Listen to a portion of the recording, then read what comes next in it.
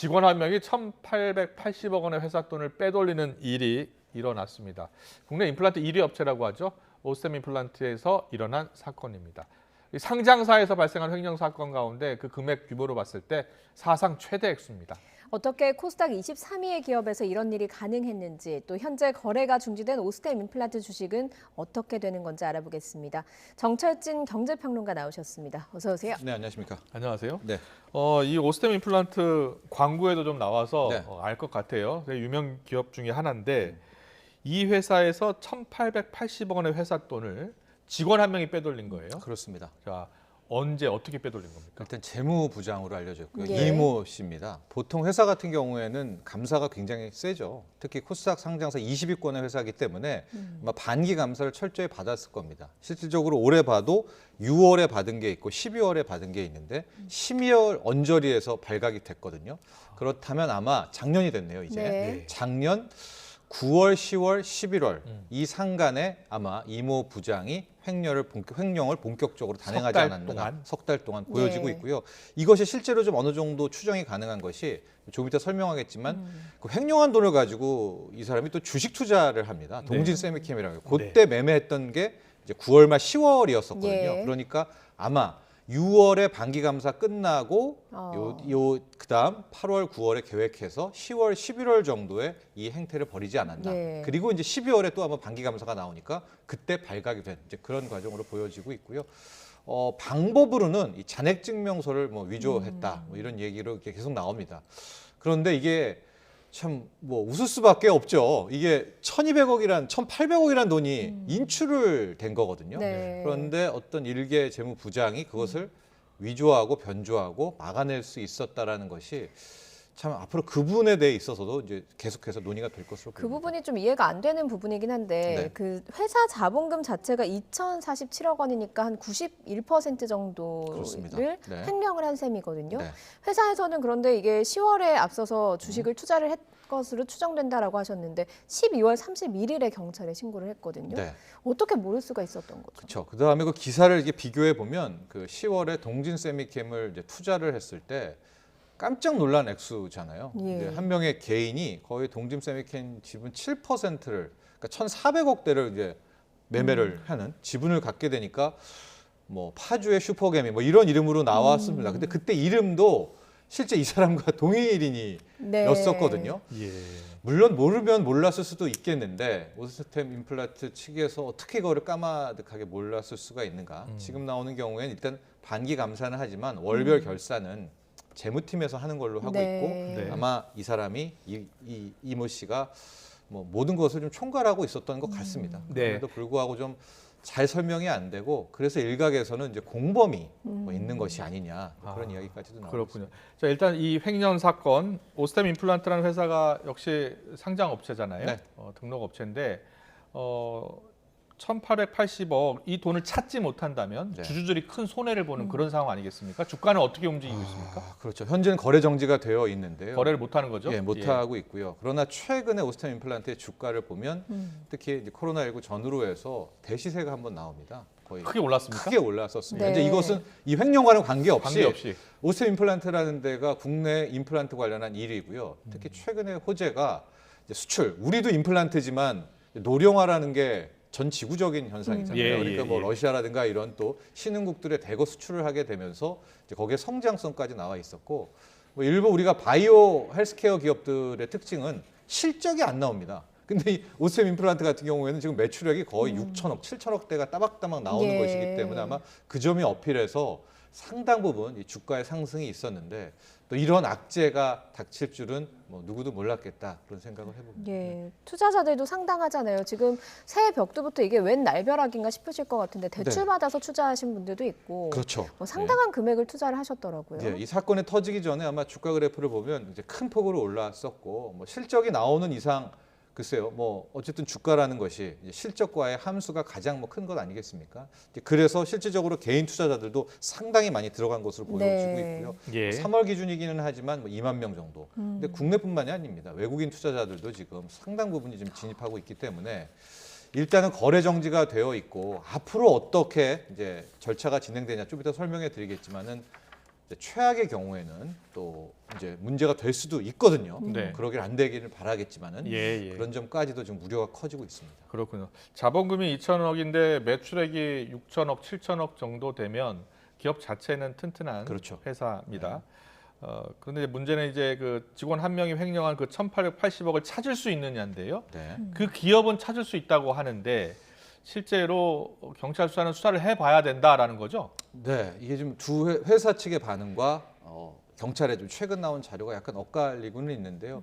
물론 회사 측은 이제 안정이 중요한 것이고요. 주주들에 대해서 어떤 식으로 좀 관리가 필요하고 있기 때문에 회사 측 입장은 이겁니다. 뭐 돈을 다 찾을 수는 없지만 일부 뭐 잔액도 확인했고 돈이 들어있는 계좌도 지금 파악이 되고 있다. 아마도 이 동진 세미킴 관련해서 주식을 다 팔진 않았거든요. 네. 한 1% 정도 남겨 있으니까 네. 뭐 그 돈도 있을 것 같고 음. 그 외에 이제 처음에 이 동진 세미킴 주식을 매매하다가 오고 가는 계좌들이 되게 많지 않았었겠습니까? 네. 그 계좌들 좀 동결하면서 추적도 일부 했던 것으로 보여지는데 사실 그 직원을 빨리 찾으면 되는데 네. 그 직원이 지금 어디 있는지 모르고 네. 그 돈을 어디에 놔뒀는지도 모르고 있는 상황이죠. 그렇죠. 그래서 경찰 측의 이 보도는 예. 이겁니다.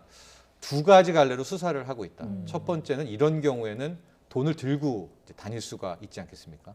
그런 경우가 하나와 어디엔가 1,000억 계좌에 넘게 들고 다닌다고요? 그러니까 그런 어떤 식으로든 이렇게 분산해가지고 그러니까 아, 이미 인출을 예. 해서 들고 다닌다는 게 아니라 아. 오프라인으로 이미 아, 빼놔서 어디 숨겨놨다. 예, 여기저기에 숨겨놓고 예. 있는 이제 오프라인 쪽에서의 가능성. 네. 또 하나는 계좌 분산이죠. 네. 근데 지금으로선 계좌 분산은 우리나라에서 다 뭐, 걸리죠. 예, 이모 씨가 뭐 해외 스위스 계좌를 이용하지 않는 이상 금융실명제인데요. 숨겨놓기 어느 어렵죠. 정도 다 네. 인출을 해서 오프라인 어디엔가 두고 네. 있을 가능성이 높은데 최악의 경우가 이 이모 씨 같은 경우가 12월 31일에 출국 금지가 내려졌거든요. 근데 만에 한 30일 날 이제 어떤 식으로든 뭐 밀항이든 뭐든 해서 한국을 떴을 경우 같은 예. 경우가 이제 아, 가장 나쁜 그런 케이스가 출국 되죠. 금지를 내렸다 하면 일단은 항공기를 통해서 해외로 빠져나가지는 않은 거네요. 네, 그렇죠. 그러니까 미랑 이야기를 하시는 거죠. 네, 그러니까 국내에 어쨌든 있어서 예. 예. 이모 씨를 검거하는 게 우선이고요. 네. 가장 중요한 것은 아마 좀 1,800억 아니겠습니까? 그렇습니다. 예. 우선 그 주식 투자한 게 1,400억이기 때문에 최초에 좀 미궁에 빠지는 돈은 한 400억 정도입니다. 이거는 정말 미리 먼저 빼돌렸겠고요. 나머지 한 계좌에 있는 돈 1%와 어느 정도 찾아낼 수는 있겠지만 결과적으로 앞서 이제 상장 적격성 심사, 이제 실질 예. 심사 갈 때는 이 회복이 제일 중요하죠. 이 횡령액에 대한 예. 그것이 그렇네요. 관건으로 보여지고 있습니다. 일단 예. 지금 주식 거래가 정지가 된 상태고 대상인지 여부를 결정을 해야 되잖아요. 네. 그러면 그동안에 그 투자하신 분들은 어떻게 좀 피해를 보는 과정이 좀 복잡하고 네. 깁니다. 또 이것이 코스닥 상장까지 왔는데 그 상장을 폐지한다는 것은 정말로 최악의 경우 아닙니까? 그래서 이제 여러 가지의 루트와 이제 과정을 거치는데 이제 가장 먼저 이 상장 적격한지 안 한지에 대한 실질 검사의 대상인가 아닌가를 예. 먼저 이제 심사를 합니다. 네. 15일 정도에서 이 회사 같은 이 사안은 이건 정말 한번 심사를 해봐야 된다라는 걸 먼저 결정하고요. 그 다음은 약 한 20일에서 35일에 걸쳐서 실제 심사 이제 합니다. 이거 네. 어떻게 복원되나 앞으로 어떻게 해야 되나 이제 그런 것들을 거치고 그래도 이제 더 안 좋다라고 하게 되면 그 다음에 우리가 기심이 하는데 이제 기업 심사위에 들어가서 또 마지막 단계. 이것을 바로 상장 폐지를 하느냐 아니면 뭐 네. 6개월 개선 기간을 두느냐 1년 개선 기간 그러니까 좀 지난한 과정이 앞으로 펼쳐지고는 있는데요. 바꿔 생각해서 만에 하나 당장 오늘 밤이라도 이모 씨가 잡히고 1,800억 중에서 상당 부분이 복구가 되고 네. 이런 점들이 어느 정도 어필이 되게 된다면 지금은 이제 이 실질 심사를 할까 말까 예. 대상이냐 아니냐 아니겠습니까? 여기에서 15일 내로 끝내고 다시 이제 거래가 될 수도 있는 이제 그런 희망도 함께 남아 있습니다. 그러니까 빨리 잡는 게 중요하네요. 그렇죠. 네. 예. 그런데요, 주주 입장을 생각해 볼게요. 작년에 주식을 산 분들, 당장 현금이 필요한 분들은 팔아야 되는데 지금 팔지 못하고 있는 상황이에요. 네. 관리 감독은 이 회사가 책임져야 됩니다. 그러면 주주들은 어떻게 피해를 보상받을 수 있나요? 일단 현재로서는 할 일은 없고요. 마지막에 이제 민사 소송을 들어가야 되는 부분들인데 지금 사건의 추이가 아직도 결론이 안 나 있는 상황 아니겠습니까? 그러니까 적어도 이제 상장 실질 심사 대상이냐 아니냐, 또 상장 실질 심사하고 이제 이 과정 속에서 경찰 쪽이나 이런 검찰의 수사가 나올 것 아니겠습니까? 뭐 잡았다 혹은 예, 못 잡았다 예. 내지는 돈 중에 상당히 복구됐다 여기에 따라서 이제 주주들의 어떤 집단 대응이라든가 예. 이런 것도 생각할 수 그래야 있을 텐데 되겠네요. 예. 외국인 주주가 상당히 또 많습니다. 40% 이상이 되고 있기 때문에 이런 점들도 앞으로 계속 논의를 해야 될 부분인 것 예, 같습니다. 이게 1,880억 원이다 보니까 상장사로는 역대 가장 큰 횡령 규모다 이렇게 이야기를 하더라고요. 네.